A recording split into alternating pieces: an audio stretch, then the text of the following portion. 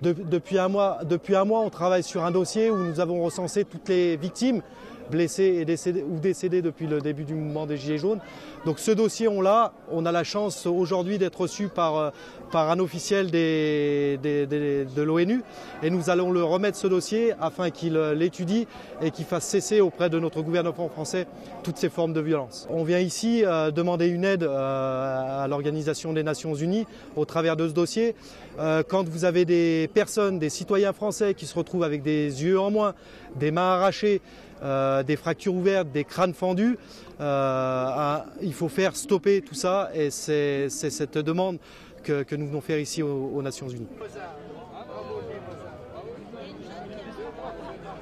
J'étais blessé à l'acte 3 sur Paris, à coup de flashball dans la gueule, tout simplement parce que j'avais un caméscope dans les mains et c'est tout. Donc aujourd'hui, la vérité, il ne faut pas la dévouer, il ne faut pas la dévoiler, il ne faut surtout pas la dire.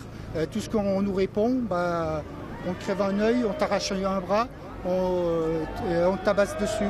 Tout simplement pour ne pas dire la vérité, pour ne pas défendre les droits de l'homme, pour ne pas améliorer la vie de nos enfants. Tout simplement, on crève un œil, ça ne leur dérange pas. Moi, c'est une honte quand je vois des CRS qui tapent sur une dame âgée de 71 ans, comme ça arrivait à Rouen. C'est une honte quand je vois, comme à Bordeaux, qu'on voit une dame de 50 ans pleurer quand on lui tabasse dessus à 6 agents. Pour moi, des agents comme ça, j'espère qu'ils me regardent bien en face. Pour ces CRS, regardez-moi bien en face, parce que vous êtes des ordures, les CRS français. Voilà, je vous le dis carrément maintenant.